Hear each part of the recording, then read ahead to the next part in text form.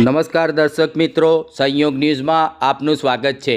આણંદ જિલ્લાના ખંભાત તાલુકાના મોતીપુરા ગામ ખાતે નવા આરો પ્લાન્ટનું લોકાર્પણ કરતા ખંભાતના પ્રજાપ્રિય સેવાભાવી ધારાસભ્ય શ્રી ચિરાગભાઈ પટેલ ખંભાત તાલુકાના મોતીપુરા ગામ ખાતે આજ રોજ નવા આરો પ્લાન્ટ શુદ્ધ પાણી ગ્રામજનોને મળે તેમજ આરો પ્લાન્ટના પાણીનો લાભ મોતીપુરા ગામ સાથે આજુબાજુના નજીકના ગામોને મળે તેવા શુભ કાર્યથી ખંભાતના ધારાસભ્ય શ્રી ચિરાગભાઈ પટેલ દ્વારા લોકાર્પણ કરવામાં આવ્યું।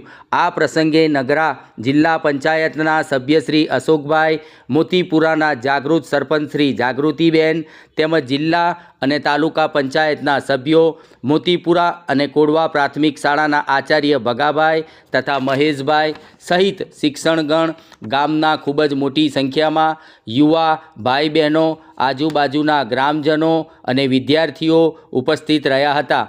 ખંભાતના ધારાસભ્ય શ્રી ચિરાગભાઈ પટેલના પ્રયત્નોથી અને સરકારમાં કરેલ રજૂઆતના પગલે શહેર અને તાલુકામાં મીઠા પાણી સહિત અનેક વિકાસના કામો ખૂબ જ ઝડપી રાહે થઈ રહ્યાનું જાણવા મળે છે।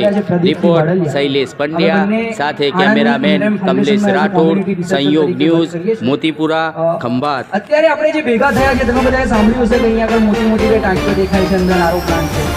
તો મારે તમને જણાવવું છે, તમને એક જે અત્યારનો પ્રોજેક્ટ મળ્યો હતો એમાંથી આણંદ જિલ્લા economics and management and foundation આ સંસ્થા આણંદની છે।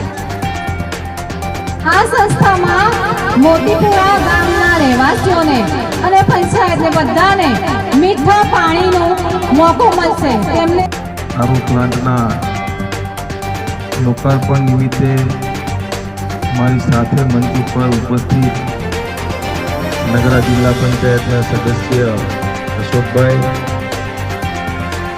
ગામના પ્રથમ નાગરિક એવા સરપંચશ્રી